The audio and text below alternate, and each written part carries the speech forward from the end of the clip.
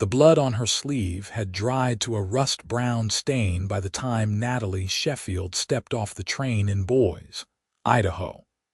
And the first person to notice was the cowboy who had come to meet her. He stood on the platform with his hat in his hands, his dark hair ruffled by the October wind of 1878, and his eyes caught on that stain immediately, though his expression never changed. He was younger than she had expected, perhaps 25 to her 22 years, with a lean, weathered face and eyes the color of creek water under winter sky. "Miss Sheffield." His voice was low and steady, and he did not look away from her face even though she knew he had seen the blood. "Yes." Her throat was dry from the long journey, from the dust and the fear and the terrible thing that had happened in Cheyenne. "You must be Benjamin Quinn." "I am." He reached for her carpet bag, and she let him take it, though her fingers trembled as she released the handle. "The wagon is just over here." She followed him across the platform, past the other passengers who were greeting loved ones or heading toward the small cluster of buildings that made up the town.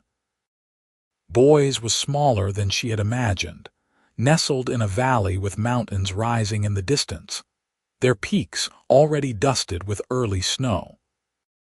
The air smelled of sage and wood smoke, nothing like the coal-choked streets of Philadelphia where she had grown up, where her father had died and left her with nothing but debts and a stepmother who hated her. Benjamin loaded her bag into the back of a sturdy wagon, then turned to help her up onto the seat. His hand was warm and calloused when it closed around hers, and for a moment their eyes met. She saw no judgment there, no questions, just a quiet steadiness that made something tight in her chest begin to loosen. "It's about 3 miles to the ranch," he said as he climbed up beside her and took the reins. "Not much of a place yet, but it's mine. I am sure it will be fine." Her voice sounded strange to her own ears, too formal, too distant. She folded her hands in her lap, trying to hide the bloodstain with her other sleeve, but she knew it was useless. He had already seen. They drove in silence for a while, the wagon creaking along a rutted road that wound through scrubland dotted with juniper and sage. The sky overhead was vast and blue, unmarred by the smoke of factories or the press of tall buildings. Natalie had never seen so much open space, and it filled her with a strange mixture of fear and wonder. "I know this is not what you expected," Benjamin said finally, and she turned to look at him. He kept his eyes on the road ahead, his hands loose on the reins. "I know the letters I wrote probably made it sound better than it is. The house is small and the work is hard and there are not many neighbors. If you want to turn around and go back, I will buy you a ticket. No hard feelings." "No." The word came out sharper than she intended, and she softened her tone. "No, I do not want to go back. There is nothing for me there." He nodded slowly, and she thought she saw the corner of his mouth lift just slightly. "All right, then." They drove on, and Natalie watched the landscape change around them. The road began to climb, following a creek that sparkled in the afternoon sun. Cottonwoods grew along the banks, their leaves turning gold, and she saw cattle grazing in the distance, their red and white hides bright against the brown grass. "That's the edge of my land," Benjamin said, gesturing toward the cattle. 200 acres, most of it range. "I have about 40 head right now, but I am hoping to build the herd." "It is beautiful," she said, and she meant it. There was something about the wild openness of it that called to a part of her she had not known existed, a part that had been suffocating in the narrow streets and dark rooms of her old life. The house, when they reached it, was indeed small, a simple log structure with a stone chimney and a covered porch. But it was sturdy and well built, and there was a barn nearby and a chicken coop and a vegetable garden that had been put to bed for the winter. Benjamin helped her down from the wagon, and she stood for a moment, looking at the place that was to be her new home. "I will show you around," he said, but she shook her head. "Could I wash first? I have been traveling for days and I would like to clean up." "Of course." He led her into the house, which was dim and cool after the brightness outside. There was a main room with a fireplace and a table and chairs, a small kitchen area and 2 doors that she assumed led to bedrooms. Everything was neat and spare, the floors swept clean, the dishes washed and put away. Benjamin pumped water into a basin and set it on the table, then handed her a clean towel. "I will be outside tending to the horses. Take your time." When he was gone, Natalie stripped off her traveling jacket and rolled up her sleeves. The bloodstain on her left sleeve was worse than she had thought, a dark smear that ran from her elbow almost to her wrist. She scrubbed at it with cold water and soap, but it had set too deep into the fabric to come out completely. Her hands shook as she worked, and she had to stop and grip the edge of the table until the trembling passed. She had killed a man in Cheyenne. She had not meant to, had not even understood what was happening until it was over. He had come into her compartment while the train was stopped at the station, a drunk with whiskey on his breath and violence in his eyes. He had grabbed her, pushed her down onto the seat, and she had reached for the only thing she could find, a letter opener she had been using to cut the pages of a book. When he lunged at her again, she had driven it into his side, felt it slide between his ribs, seen the shock in his eyes as he stumbled back and fell.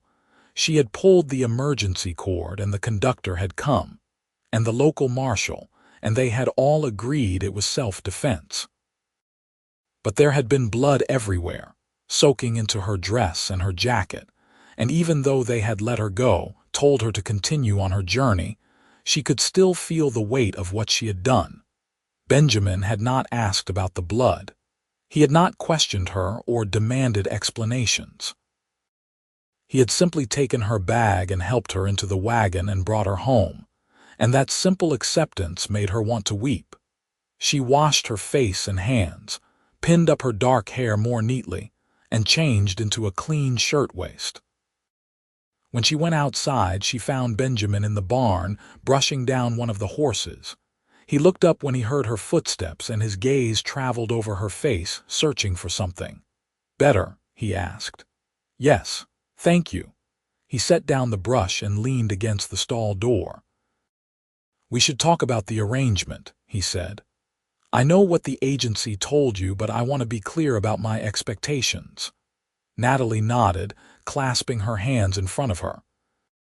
She had signed a contract with the bride agency in Philadelphia, agreeing to travel west to marry a rancher named Benjamin Quinn.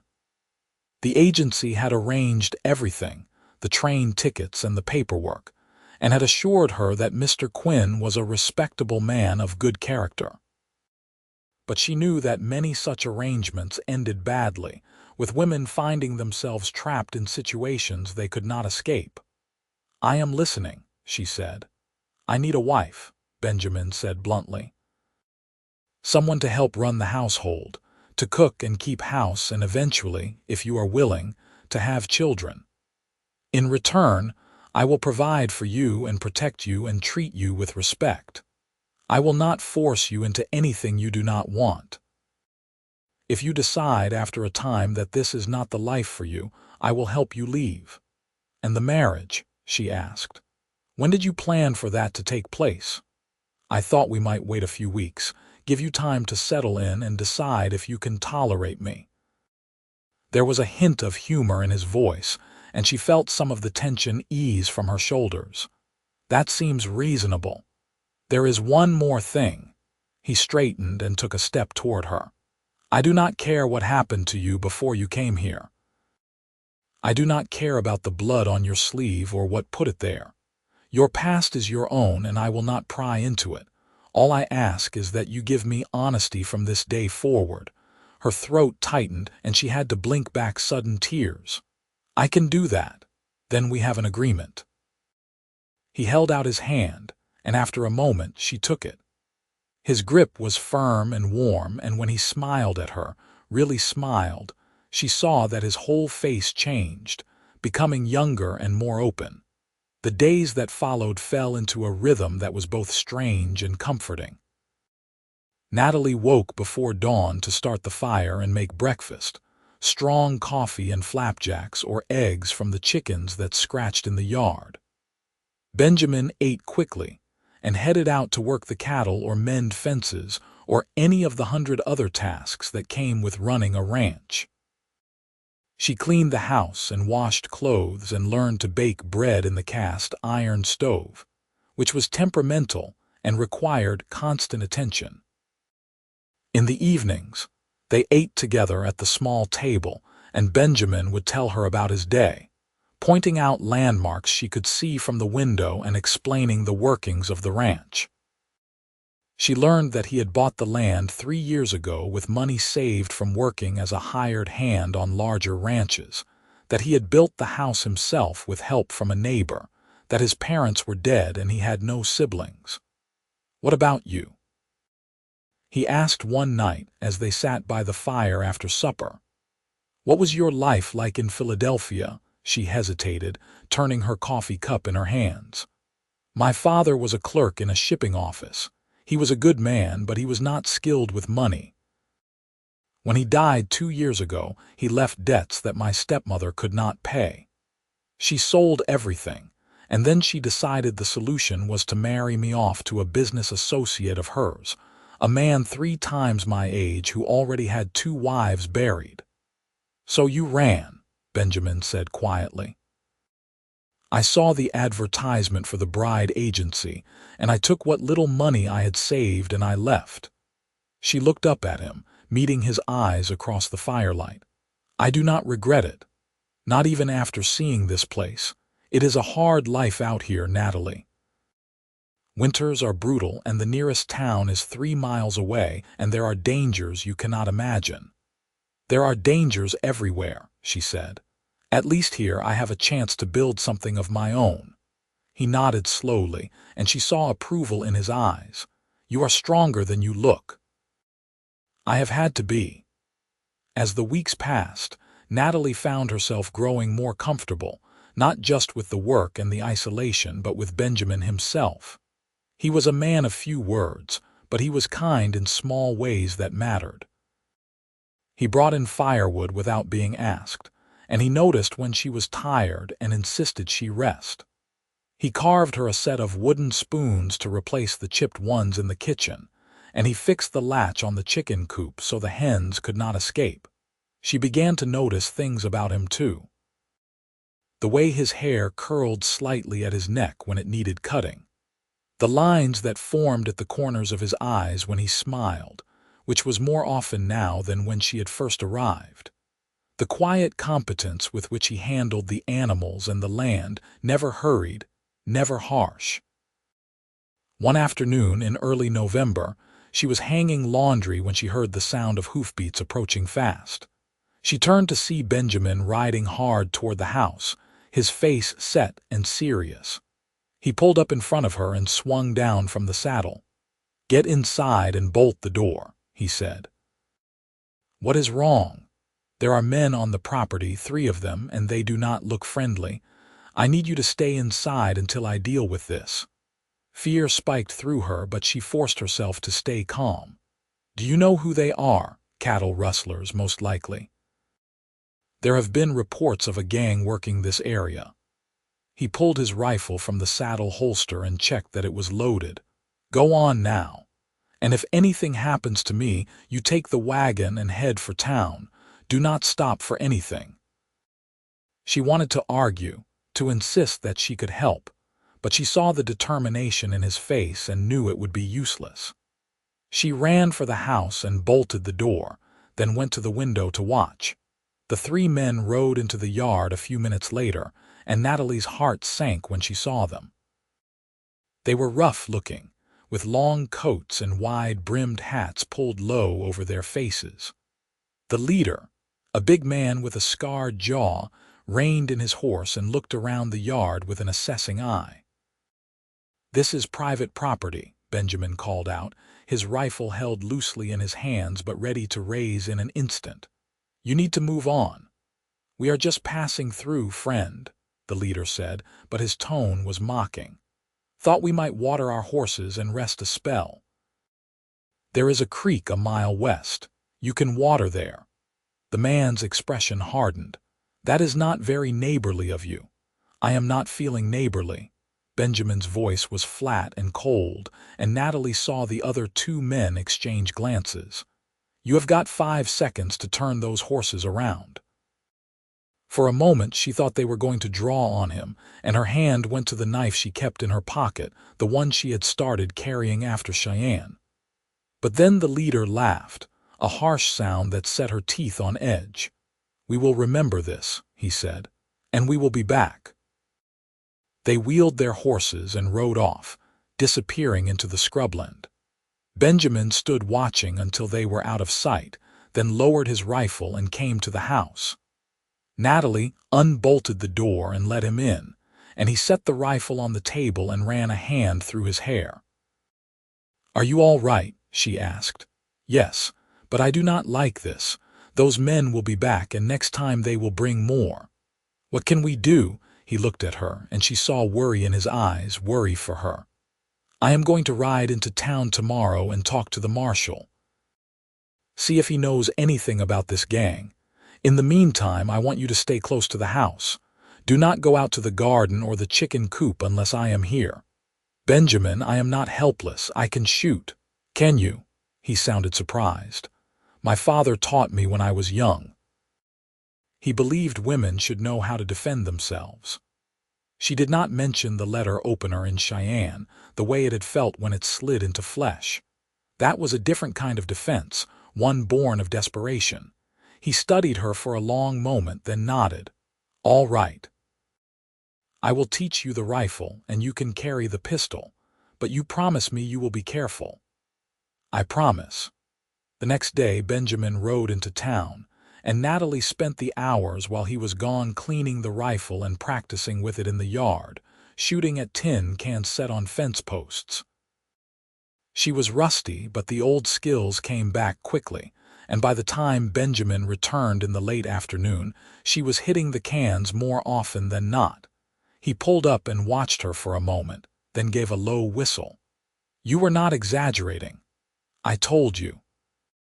She lowered the rifle and turned to face him. "What did the marshal say?" "He knows the gang. They have been hitting ranches all up and down the valley, stealing cattle and horses, roughing up anyone who gets in their way. He is trying to put together a posse to go after them, but he does not have enough men yet. So we are on our own. For now." He dismounted and came to stand beside her, his expression troubled. "Natalie, I need to ask you something, and I want you to be honest with me." Her heart sank.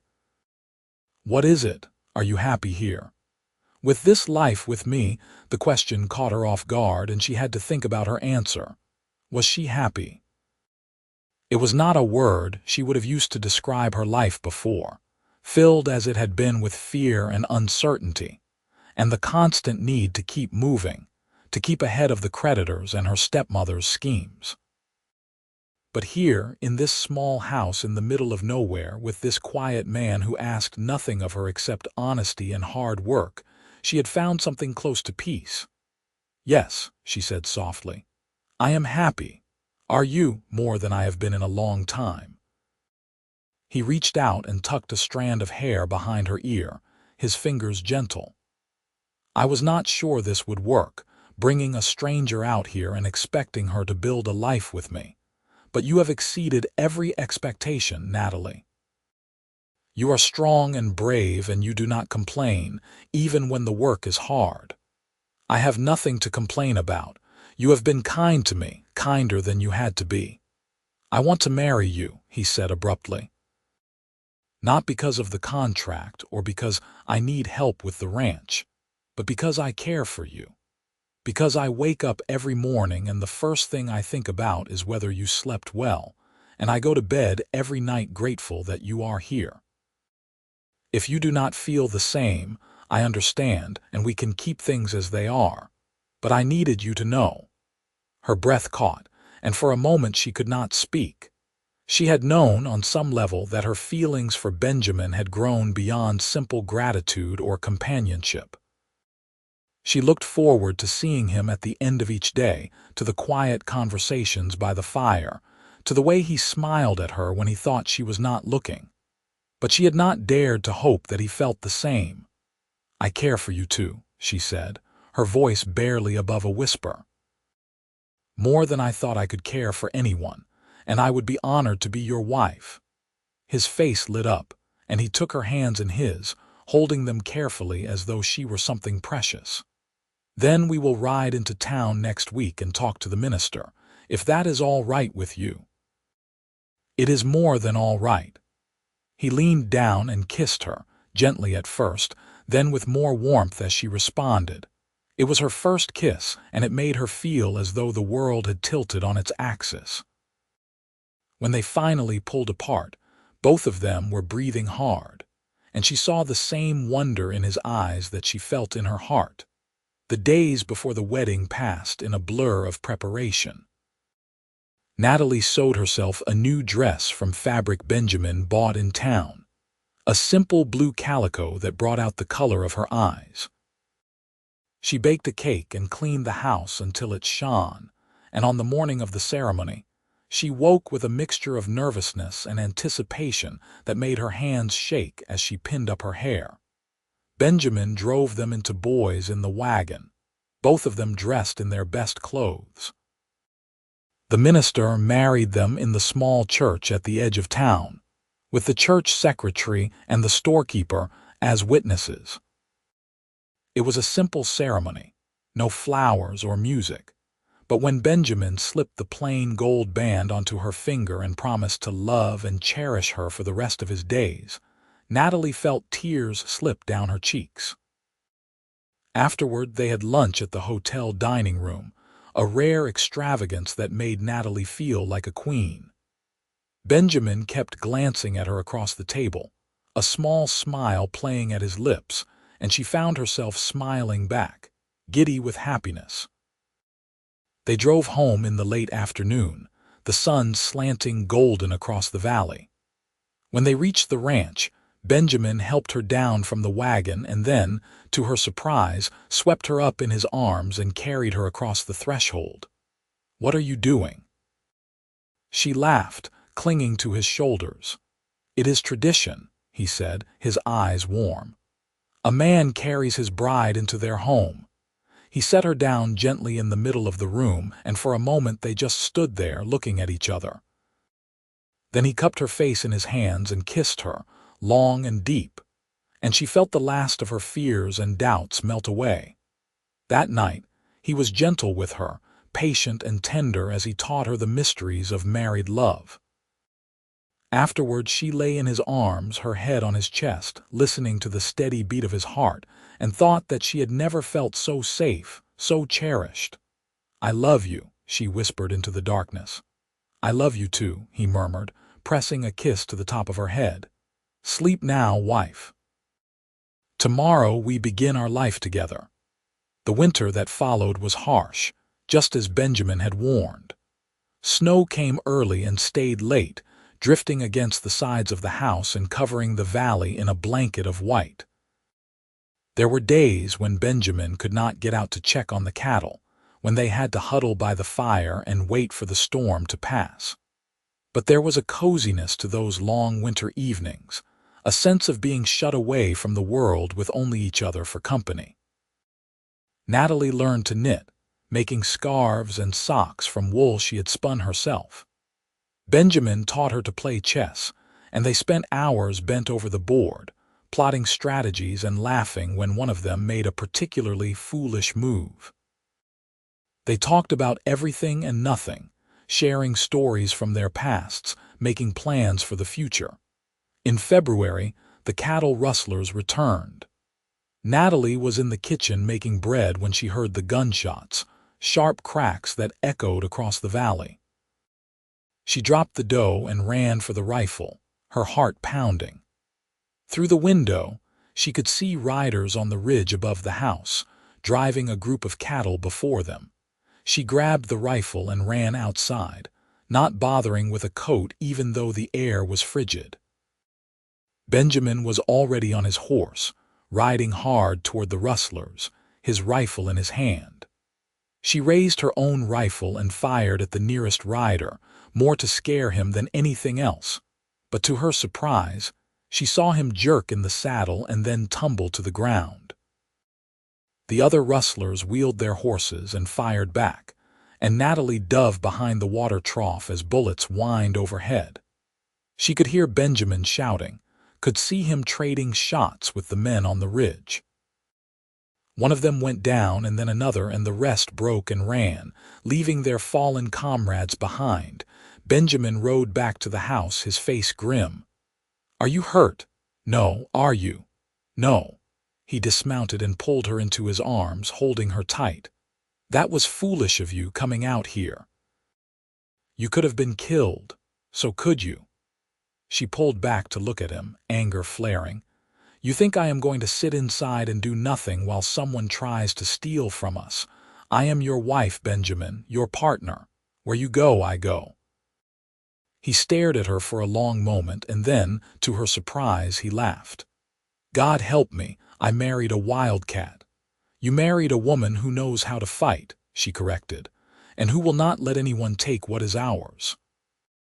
The marshal came out the next day with a deputy to collect the bodies and take statements. He told them that the rest of the gang had been caught trying to cross the border into Oregon, and that the valley should be safe now.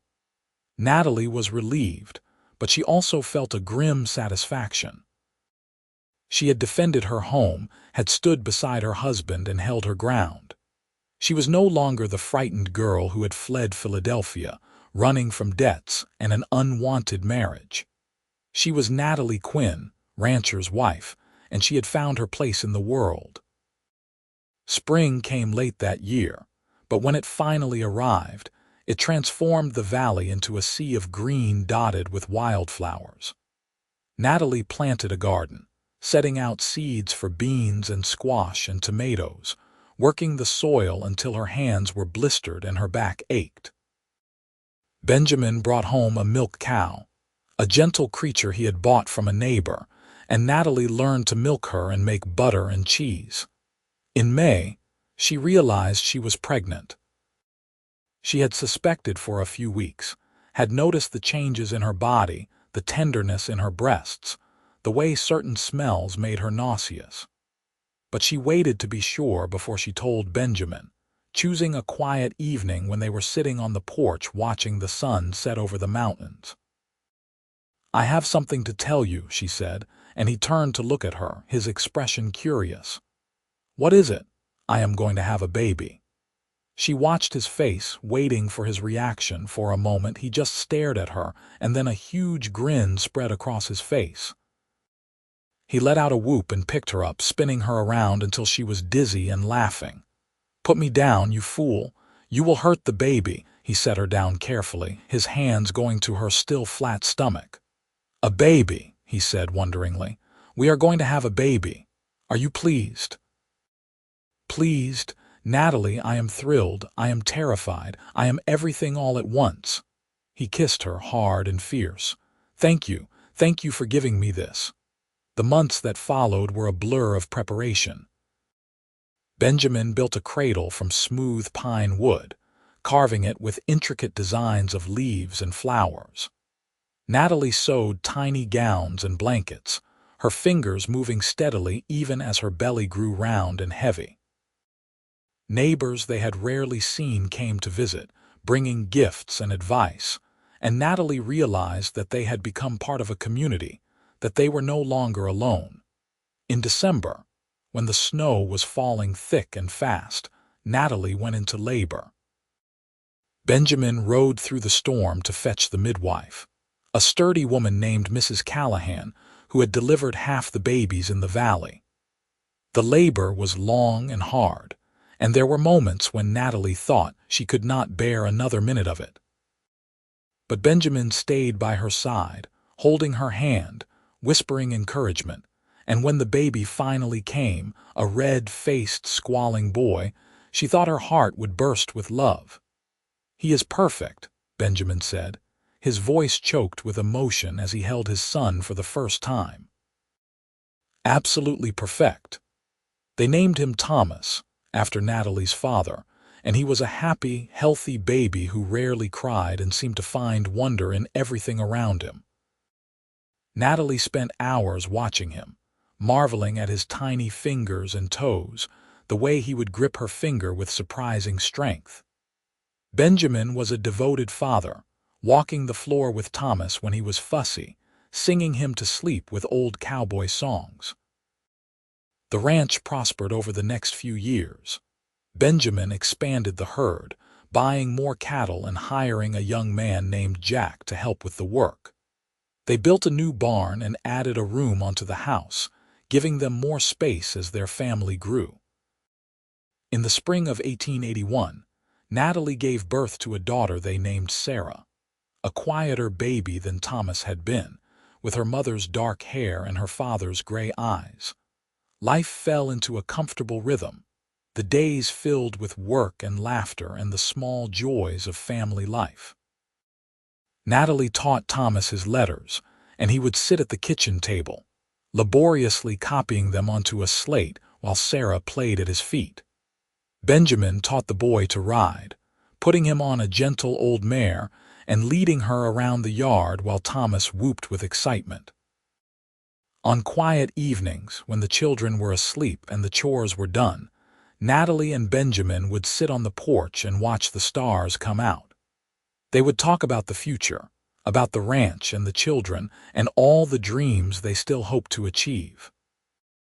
And sometimes they would just sit in companionable silence, holding hands, content in the knowledge that they had built something lasting and true. One evening in the summer of 1883, as they sat watching the sun set over the mountains, Benjamin turned to Natalie and said, "Do you ever regret it? Leaving Philadelphia, coming out here, marrying a man you barely knew?" She looked at him. This man who had asked no questions when she stepped off the train with blood on her sleeve, who had given her a home and a family and a love deeper than she had ever imagined possible. "Not for a single moment," she said. "You gave me a life when I had none. You gave me hope when I had lost it. How could I regret that?" "I am the one who should be grateful," he said. "You took a chance on me on this place. You could have turned around and gone back, but you stayed. You made this house a home. You gave me children.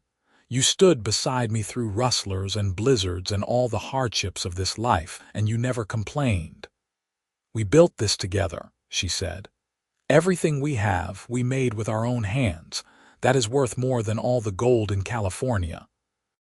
He pulled her close and kissed her, slow and sweet, and she leaned into him, feeling the solid warmth of his body against hers. They had come so far from that October day in 1878, two strangers meeting on a train platform, both of them scarred by the past and uncertain of the future. But they had taken a chance on each other, and that chance had blossomed into something beautiful. The years continued to pass, each one bringing its own challenges and triumphs. They added more rooms to the house as their family grew, welcoming another son in 1885 and twin daughters in 1888. The children thrived in the open air and wide spaces of the ranch, growing strong and healthy and full of life. Thomas grew into a serious, responsible boy who loved working alongside his father, learning everything Benjamin could teach him about ranching and horses and the land. Sarah was quieter, a dreamer who would spend hours reading or sketching the mountains and wildflowers.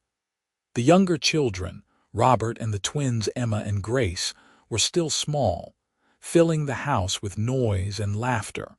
The ranch itself expanded as well.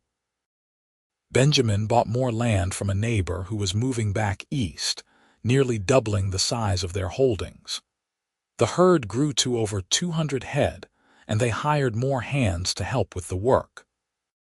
They were not wealthy by any means, but they were comfortable, able to provide for their children and put a little money aside for the future.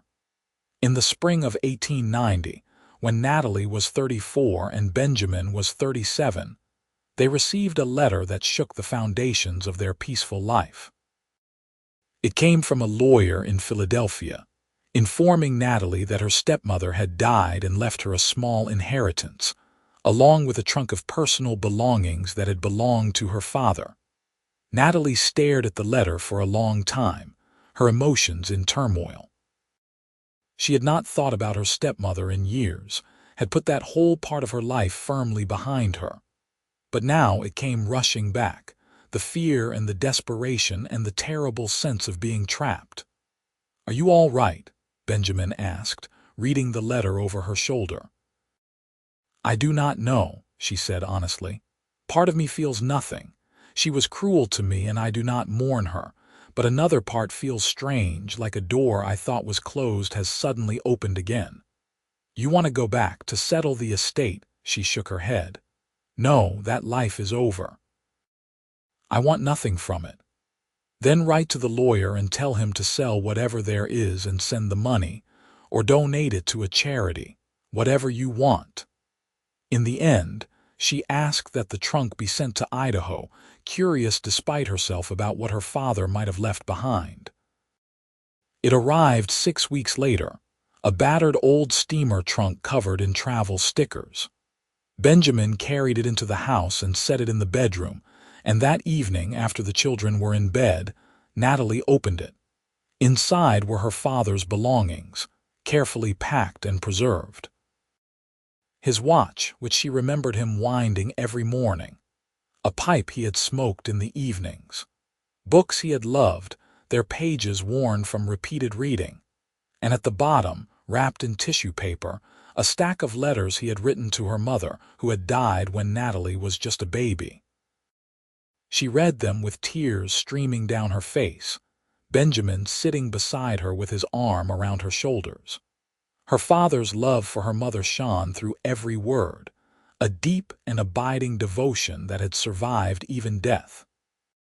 And in the last letter, written shortly before he died, he had mentioned Natalie, expressing his hope that she would find the same kind of love he had known. "You did find it," Benjamin said softly when she had read the last letter. "Your father would be proud of you, of the life you have built." "I wish he could have met you," she said, wiping her eyes. "I wish he could have seen the ranch, known his grandchildren." "He knows," Benjamin said. "Wherever he is, he knows, and he is at peace." She kept the letters, tucking them away in a drawer where she could read them when she felt the need to connect with her past. But she did not dwell on what had been. Her life was here now, with Benjamin and the children, with the ranch and the land they loved. As the children grew older, the house became a hub of activity. Thomas, now a strapping young man of 15, took on more responsibility around the ranch, often working from dawn to dusk alongside his father and the hired hands. Sarah, at 13, was developing into a talented artist, her sketches of ranch life catching the attention of a visiting newspaper editor who published one in his paper. The younger children were still in school, attending the small schoolhouse that had been built in town, riding in with Natalie twice a week for lessons. Benjamin and Natalie watched their children grow with a mixture of pride and wistfulness. The years had been kind to both of them. Benjamin's hair was touched with gray now, and there were permanent lines around his eyes from squinting into the sun. But he was still strong and capable, still the steady presence that had drawn Natalie to him all those years ago. Natalie herself had filled out from the thin, frightened girl who had stepped off the train, her face more rounded, her hands roughened by work, but still capable of gentleness. They still made time for each other, stealing quiet moments whenever they could. Sometimes it was just a kiss in the barn when they thought no one was looking, or a hand held under the table at dinner. Other times, when the children were all asleep and the house was quiet, they would lie in bed and talk, sharing their thoughts and dreams, reaffirming the bond that had only grown stronger over the years. In the fall of 1893, tragedy struck when a late-season blizzard caught several of the ranch hands out on the range with a herd of cattle. Benjamin rode out to help them, despite Natalie's protests, and was gone for 2 days while the storm raged. Natalie paced the house, unable to eat or sleep, her mind conjuring terrible scenarios. Thomas wanted to ride out after his father, but Natalie forbade it, knowing she could not risk losing both husband and son. When Benjamin finally returned, half frozen and exhausted, Natalie burst into tears of relief. She helped him out of his frozen clothes and into a hot bath, scolding him the whole time for taking such a risk. But underneath the anger was fear, the terrible knowledge of how fragile life was, how quickly everything they had built could be snatched away. "I am sorry," he said, catching her hand as she brought him hot coffee. "I had to go. The men needed help, and I need you," she said fiercely. "The children need you. You are not a young man anymore, Benjamin. You cannot take risks like you used to.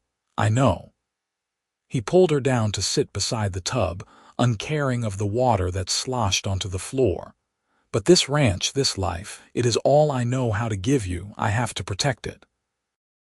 "You have already given me everything," she said. "A home, a family, love. The ranch is just a place, Benjamin. You are what matters. You and the children." He kissed her then, heedless of the fact that he was soaking wet and she was fully dressed. "I promise I will be more careful," he said. "I promise." The scare made them both more aware of their mortality, of the need to make the most of the time they had. They made an effort to take more time for themselves, to laugh more, to appreciate the small moments. Natalie convinced Benjamin to teach her to dance, and on winter evenings, they would clear a space in the main room and waltz around while the children clapped and cheered. They went on picnics to the creek in the summer, just the two of them, leaving the older children in charge and stealing a few hours of privacy. As the new century approached, the ranch was thriving beyond anything they had dreamed. They had over 400 head of cattle now, and Benjamin had started raising horses as well, fine-boned animals that fetched good prices in Boise and beyond. Thomas had grown into a fine young man, 20 years old and already talking about starting his own spread someday. Sarah had married a young teacher from town, a gentle man who appreciated her artistic talents and was expecting her first child. The younger children were growing up fast, Robert showing a talent for working with horses and the twins becoming inseparable companions. On their 20th anniversary, Benjamin surprised Natalie with a trip to San Francisco. It was the first time either of them had left Idaho in years, and Natalie was nervous about leaving the children, but Thomas assured her he could manage the ranch for a week. San Francisco was a revelation, a bustling city full of noise and crowds and wonders Natalie had never imagined. They stayed in a hotel with electric lights and running water, ate in restaurants where the food was brought by waiters in crisp white jackets, and walked along the waterfront watching the ships come and go. But what Natalie remembered most was the evening Benjamin took her to the theater to see a play she did not understand but found fascinating nonetheless. Afterward, as they walked back to the hotel through the gaslit streets, Benjamin stopped and turned to her. "I wanted to bring you here because I never gave you a proper honeymoon. I never gave you all the things a woman deserves, the romance and the courtship. You gave me something better," she said. "You gave me a partnership, a real marriage built on trust and respect and love.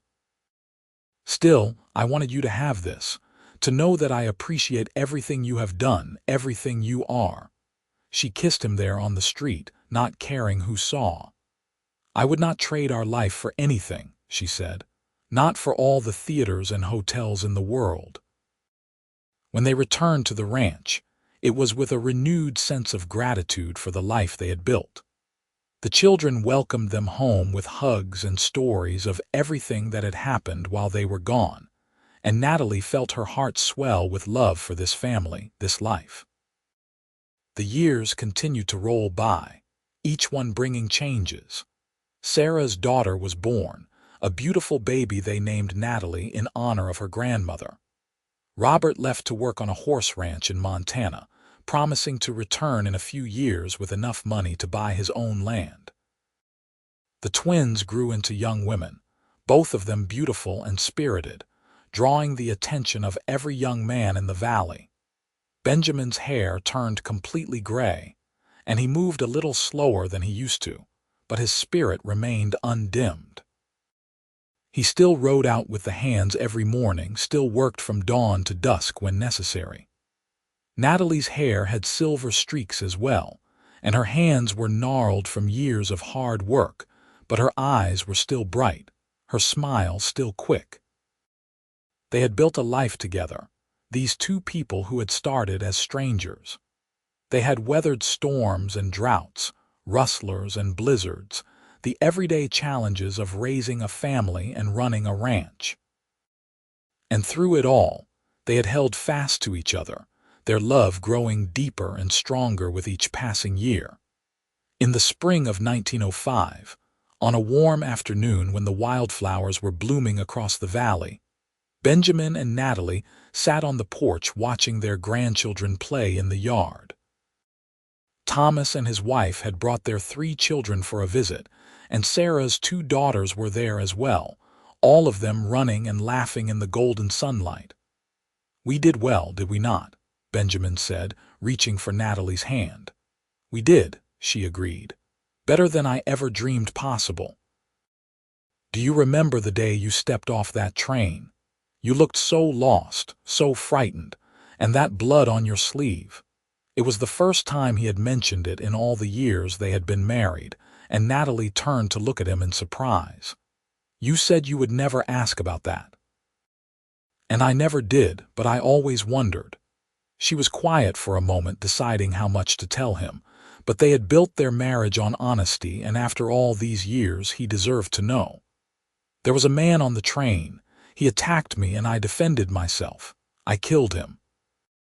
Benjamin's hand tightened on hers, but his expression did not change. "I suspected it was something like that. You had the look of someone who had seen violence. Are you shocked, appalled?" "No." He turned to face her fully. "You did what you had to do to survive. And then you came here and built a life with me and gave me more happiness than any man deserves. Why would I be appalled by that? I thought you might think less of me. Natalie." He cupped her face in his hands, looking into her eyes with all the love and tenderness that had sustained them through nearly 30 years of marriage. "You are the strongest, bravest woman I have ever known. Nothing you could tell me would change how I feel about you." She leaned into him, resting her head on his shoulder, and they sat there together as the sun sank toward the mountains and the children's laughter rang out across the yard. This was what mattered, she thought. Not the past, not the blood and the fear and the desperate flight from everything she had known. What mattered was the present, the life they had built together, the love that had sustained them through every trial. As the years passed into the second decade of the new century, Benjamin and Natalie gradually stepped back from the day-to-day running of the ranch. Thomas took over most of the responsibilities, proving himself to be as capable and hardworking as his father. The ranch continued to prosper under his leadership, and Benjamin took satisfaction in knowing that what he had built would continue after he was gone. In 1912, when Natalie was 56 and Benjamin was 59, they celebrated their 34th wedding anniversary with a party that brought together all their children and grandchildren, as well as friends and neighbors from across the valley. It was a joyous occasion, filled with music and laughter and dancing, and Natalie felt her heart overflow with gratitude for all the blessings in her life. That night, as they lay in bed after all the guests had gone home, Benjamin pulled her close and whispered, "Thank you for saying yes all those years ago. Thank you for taking a chance on a lonely cowboy with nothing but a dream and a piece of land. Thank you for asking no questions," she whispered back. "Thank you for seeing past the blood and the fear to the woman I could become." They fell asleep in each other's arms, just as they had done for thousands of nights before, their hearts beating in unison, their love as strong as it had ever been. The years that followed brought their share of sorrows. Benjamin's health began to fail, his heart growing weak. There were days when he could barely get out of bed, when Natalie had to help him dress and walk him to his chair by the fire. She tended to him with the same devotion he had shown her all those years ago, never complaining, never wavering in her care. On a cold January morning in 1918, with snow falling softly outside the window and Natalie holding his hand, Benjamin Quinn drew his last breath. He was 65 years old, and he died peacefully, surrounded by his family, his life's work secure in the hands of his children. Natalie grieved deeply for the man who had been her partner, her love, her whole world for 40 years. But she took comfort in the knowledge that they had built something lasting, that their love had created a family and a legacy that would endure long after they were both gone. She lived on at the ranch for another 10 years, watching her grandchildren grow and welcoming great-grandchildren into the world.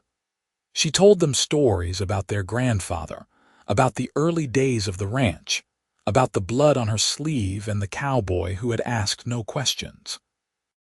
She taught them that love was not just a feeling but a choice, a daily commitment to stand beside someone through whatever life might bring. In the spring of 1928, when the valley was green and the wildflowers were blooming just as they had been on that day so long ago when she first arrived, Natalie Sheffield Quinn passed away in her sleep.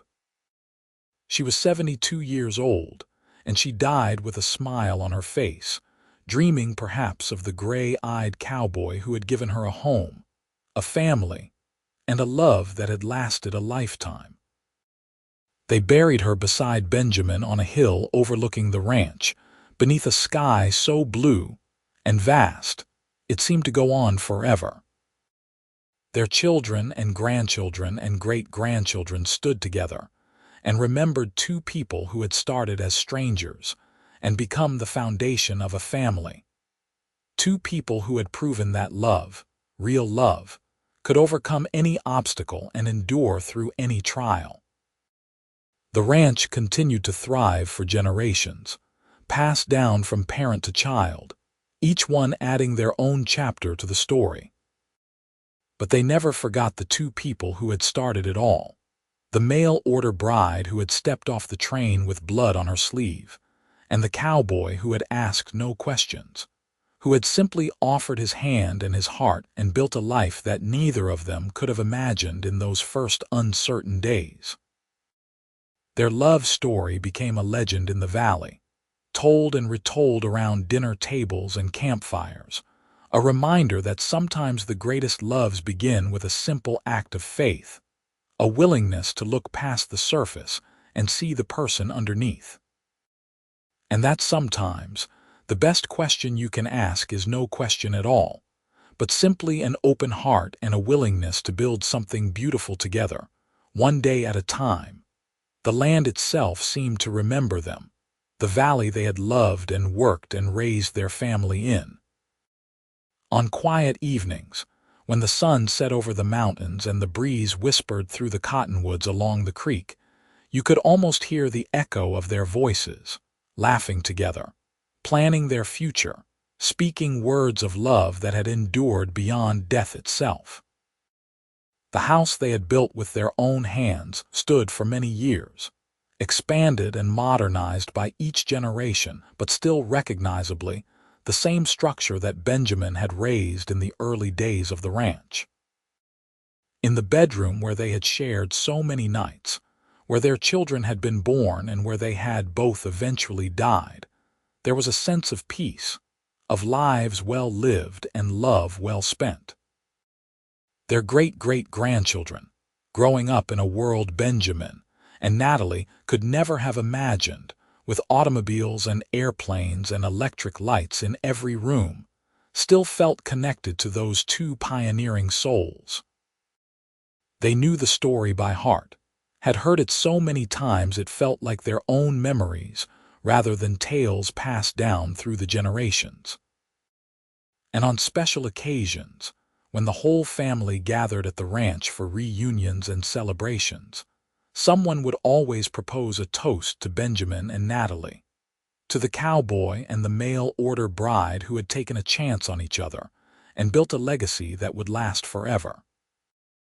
They would raise their glasses to courage and faith and the transformative power of love, and they would remember that every great journey begins with a single step, every lasting love with a single choice to trust, to hope, to believe in the possibility of happiness even when the odds seem impossible.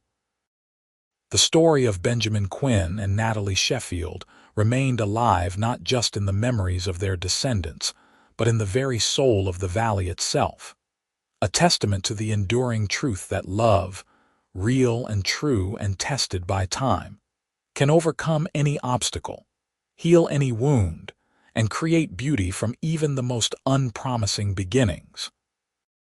It was a story that deserved to be remembered, to be told and retold, a reminder that sometimes the greatest adventures begin not with grand gestures or elaborate plans, but with a simple meeting on a train platform, a hand extended in welcome, and a heart open enough to see past the blood on a sleeve to the woman standing there, waiting for someone to give her a chance at a new life, a new beginning, a love that would last forever.